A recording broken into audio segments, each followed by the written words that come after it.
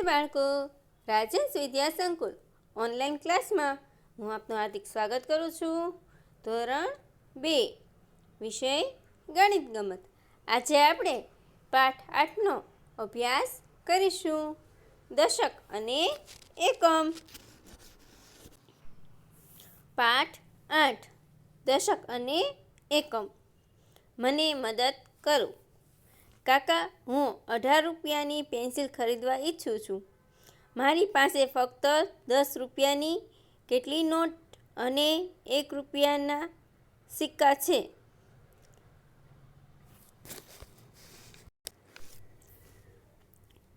મારે તમને કેટલી નોટ અને સિક્કા આપવા જોઈએ? કાકા, 18 રૂપિયા એટલે 10 રૂપિયાની 1 નોટ અને 1 રૂપિયાના 8 સિક્કા. તો અહીંયા 10ની 1 નોટ છે અને રૂપિયાના 8 સિક્કા છે. હવે અહીંયા નીચે જોઈએ. 35 રૂપિયા આપવા માટે મારે કેટલી નોટ અને કેટલા સિક્કાની જરૂર પડે?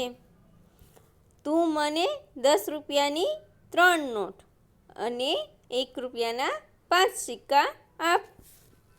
સારું કાકા. તો કાકા કે, અરે, મને કહે તો તારે કેટલી પેન્સિલ જોઈએ છે? ટીનુ, એક પણ નહીં. મને મારું ગૃહ કાર્ય કરવામાં મદદ કરવા બદલ કાકા તમારો આભાર. ટીનાને ગૃહ કાર્યમાં મદદ કરવાનો આભાર કાકાનો માન્યો. એને મદદ કરવામાં મદદ જોઈ દીધી તો તે કાકા પાસે ગઈ અને પૂછ્યું, તમે કાકાની મદદ વગર આ કરી શકો? આ વસ્તુઓ માટે 10 રૂપિયાની નોટ અને 1 રૂપિયાના કેટલા સિક્કા આપશો તે દોરો. તો અહીંયા ચોપડા છે તે 20 રૂપિયાના છે. તો અહીંયા આપણે 10 રૂપિયાની કેટલી નોટ આપવાની થશે? 2. તો અહીંયા આપણે 10 રૂપિયાની 2 નોટ દોરીશું.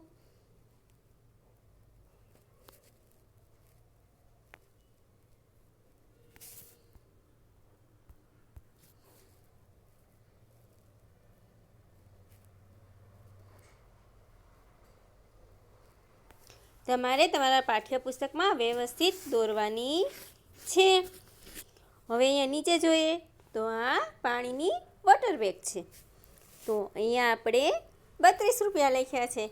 તો આપણે કેટલી નોટ દોરશું? તો 10ની 3 નોટ દોરવાની છે.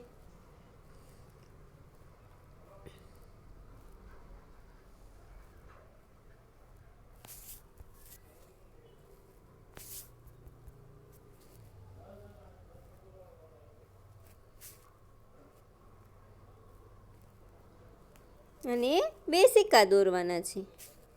તો અહીંયા આપણે 2 સિક્કા દોરીશું. તમારે વ્યવસ્થિત તમારા પાઠ્યપુસ્તકમાં નોટ દોરવાની છે અને રૂપિયાના 2 સિક્કા દોરવાના છે. હવે અહીંયા નીચે જોઈએ તો આ છે પેન્સિલનું બોક્સ. તો તે કેટલાનું છે? 55 રૂપિયાનું. તો 10ની કેટલી નોટ દોરવી પડશે? 5. તો અહીંયા આપણે તે દોરીશું.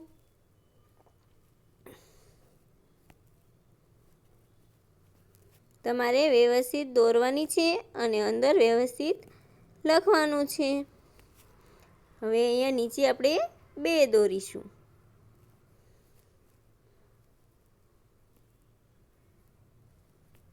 અને હવે અહીંયા 5 સિક્કા રૂપિયાના કરવાના છે. 1, 2, 3, 4 અને અહીંયા 5. તમારે વ્યવસ્થિત ગોળ કરી અને દોરવાના છે અને લખવાનું છે. હવે અહીંયા જોઈએ નીચે નોટ અને સિક્કા મળીને કેટલા રૂપિયા થાય છે? તો અહીંયા જોઈએ તો અહીંયા 10ની કેટલી નોટ છે? 3. તો 10 + 10 + 10 તો કેટલા થયા? 30.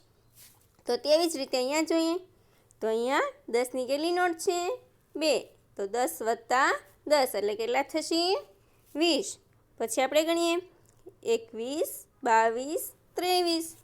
તો અહીંયા આપણે 23 લખીશું.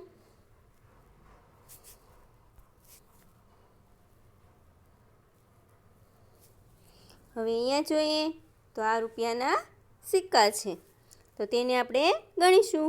1 2 3 4 5 6 7 8 9 10. તો અહીંયા આપણે 10 લખીશું. હવે અહીંયા જોઈએ તો અહીંયા કેટલી નોટ છે 10ની? 2. અને રૂપિયાના સિક્કા કેટલા છે ગણો જોઈએ. તો 10 + 10 એટલે કેટલા થશે? 20. હવે આપણે એની સાથે સિક્કા ગણીશું. 21 22 23 24 25 26 27. કેટલા થયા? 27. તો તે અહીંયા આપણે લખીશું. હવે અહીંયા જોઈએ તો અહીંયા 10ની કેટલી નોટ છે ગણો જોઈ. 1 2 3 4. તો 10ની 4 નોટ છે તો કેટલા થશે? 40. અને રૂપિયાના સિક્કા કેટલા છે ગણો જોઈ. 41 42 43 44 45. એટલે કુલ બધા થઈને કેટલા રૂપિયા થશે? 45. તો આવી જ રીતે તમારે તમારા પાઠ્યપુસ્તકમાં વ્યવસ્થિત પેન્સિલની મદદથી લખવાનું છે. હવે અહીંયા જોઈએ મહાવરાનો સમય. હું એક સંખ્યા કહીશ, તને દશક એકમ મુજબ છૂટા પાડજે. એટલે અહીંયા મોન્ટુ કહે છે હું તને એક સંખ્યા કહીશ, તેને દશક એકમ મુજબ છૂટા પાડો. અને પિન્ટુ કહે સારું, તમે કહો, હું તેના ભાગ કહીશ. તો અહીંયા કહે છે 64. તો અહીંયા પિન્ટુ કહે છે 60 + 4 કેટલા થયા? 64 થયા ને. હવે કહે છે 25. તો કહે છે 20 + 5 એટલે કેટલા થયા? 25. હવે અહીંયા સંખ્યા કહે છે અને તેને છૂટા પાડે છે દશક એકમમાં. તો અહીંયા 37. તો અહીંયા થાય છે 30 + 7 પછી 69. તો થઈ છે 60 + 9 પછી થઈ છે 95. તો 90 + 5. હવે નીચે જોઈએ. હવે તમે આ લખો અને જોરથી બોલો. તો અહીંયા છે 27. તો એકમમાં 7 લખેલા છે તો દશકમાં કેટલા આવશે? 20. 20 ને 7 27.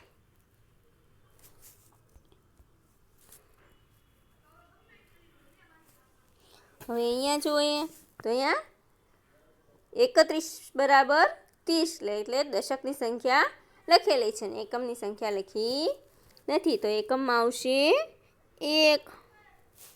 હવે અહીંયા 54. તો અહીંયા દશક એકમ છૂટા પાડવાના છે. તો એકમમાં આપણે લખીશું 4.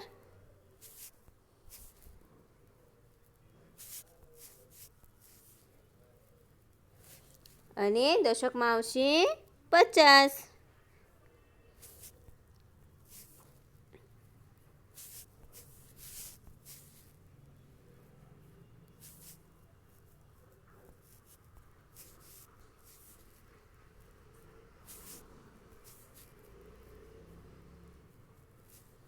હવે અહીંયા જોઈએ તો 90 + 9 તો કેટલા થશે? 99. તો અહીંયા આપણે 99 કરીશું.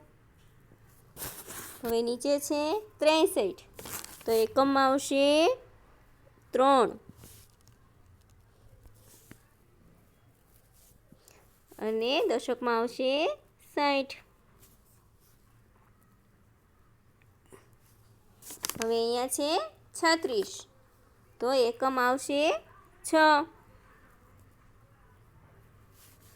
અને દશકમાં આવશે 30. અને અહીંયા છે 80 + 2 એટલે કેટલા થશે? 82. તો અહીંયા 82 આપણે લખીશું.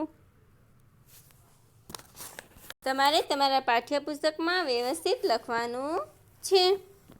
હવે અહીંયા જોઈએ તમે આના ભાગ લખવાનો પ્રયત્ન કરો. તો અહીંયા આપણને એક્ઝામ્પલ આપેલું છે એટલે કે નમૂનો આપેલો છે. તો 12 છે તો એના કેટલા ભાગ પડ્યા છે એને? દશક એકમના ભાગ પાડેલા છે એટલે એકમમાં જાય છે 2 અને દશકમાં 10. તો તેવી જ રીતે આપણે નીચે જોઈએ તો અહીંયા 19 છે અને એકમ લખેલા છે. તો આપણે અહીંયા કેટલા લખીશું? 10. તો અહીંયા આપણે આ 10 લખ્યા. હવે અહીંયા છે 11. તો એકમમાં આપણે 1 લખીશું અને દશકમાં 10 લખીશું. હવે અહીંયા જોઈએ 10 + 7 તો કેટલા થશે? 17.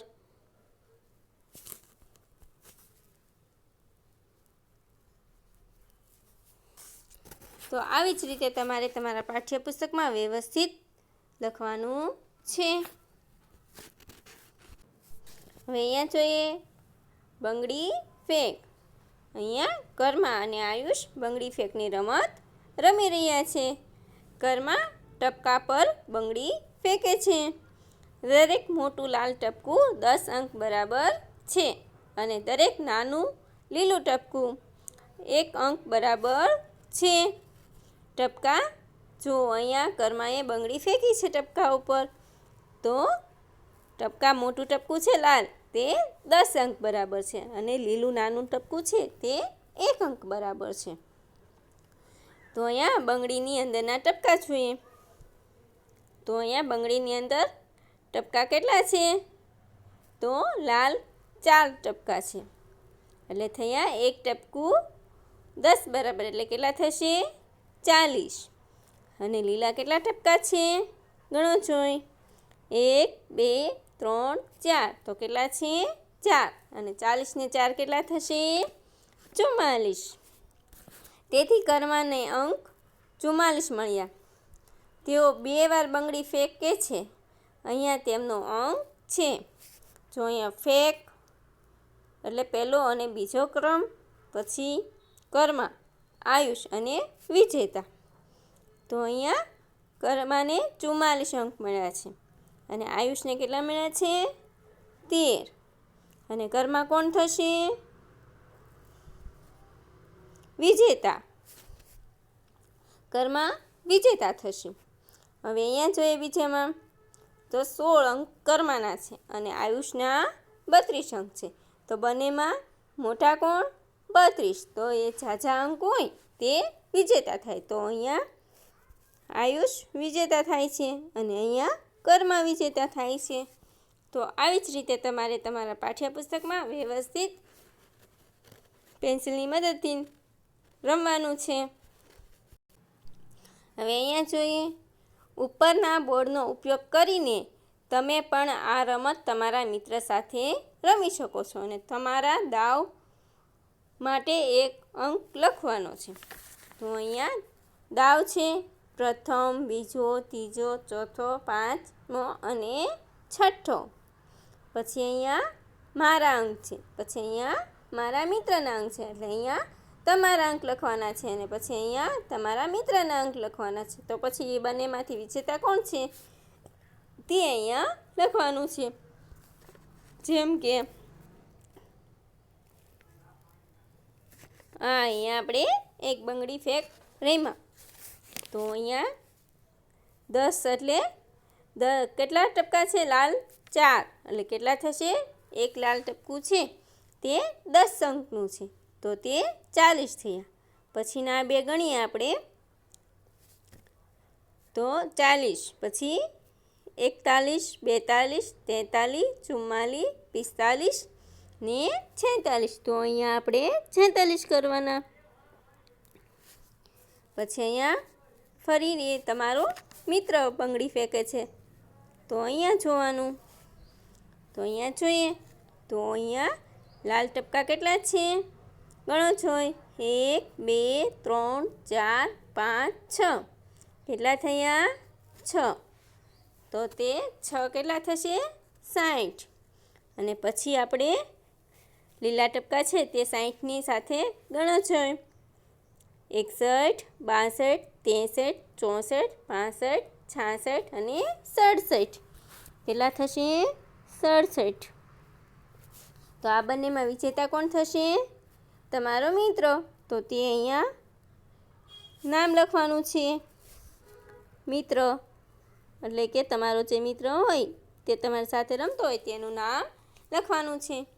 તો આ રીતે તમારે તમારા મિત્રની સાથે રમવાનું છે અને તેના અંક લખવાના છે અને વિજેતા જે છે તે લખવાનું છે તે તમારી જાતે જ લખવાનું છે.